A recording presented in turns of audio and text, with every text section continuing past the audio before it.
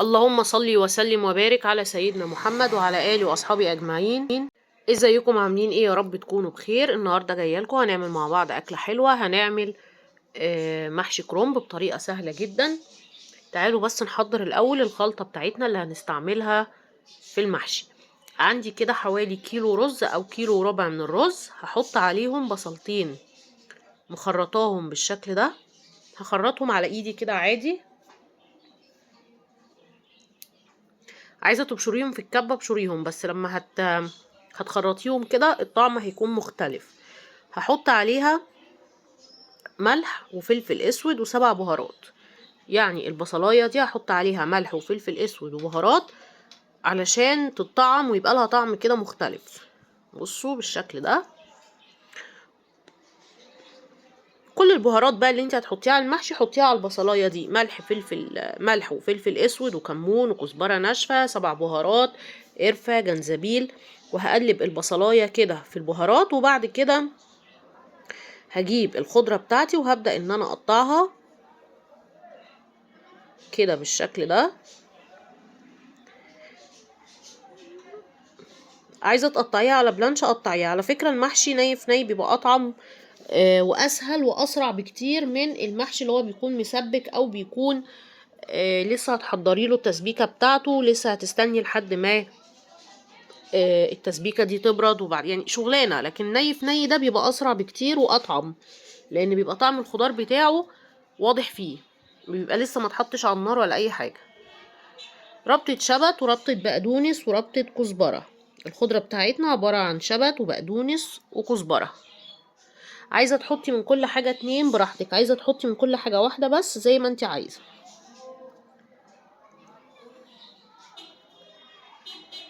اقطعه بالشكل ده.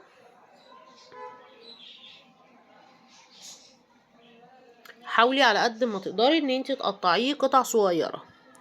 الكرنب سلقته في ميه وملح وكمون. الميه غليت نزلت فيها الورق بتاع الكرنب بتاعي.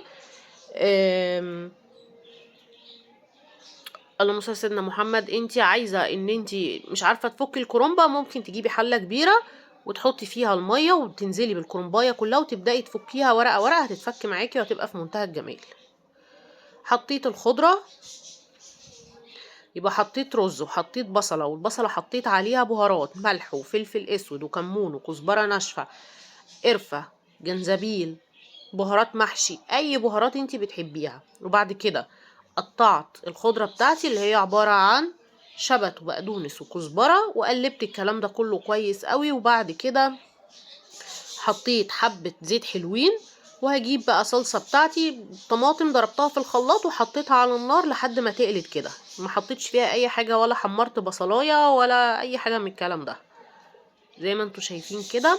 هبدأ بقى اقلبها تقليبة كويسة، وبعد كده هجيب الكرنب بتاعي اهو، وهبدأ بقى بصوا هلفه كده لفة سريعة.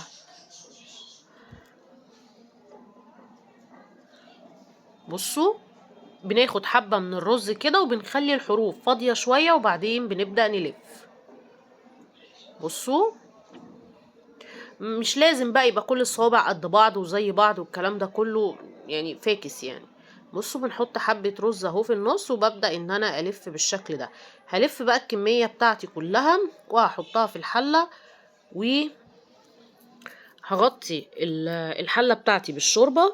اي شوربة بقى موجودة عندك، ما عندكيش شوية مية مغلية وعليهم ملح هيبقوا معاكي شوربة. اهم حاجة بس ان انتي متمليش الصباع عشان ما يقعدش يطلع من كل الاجزاء ويبقى مش الطف حاجة. بصوا احط حبة كده وابدأ ان انا هلف زي ما انتوا شايفين بالشكل ده اهو.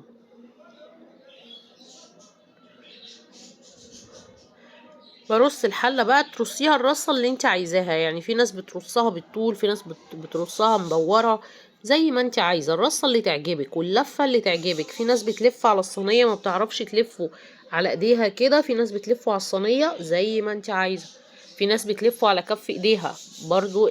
شوفي ايه الطريقة المناسبة ليكي واعمليها.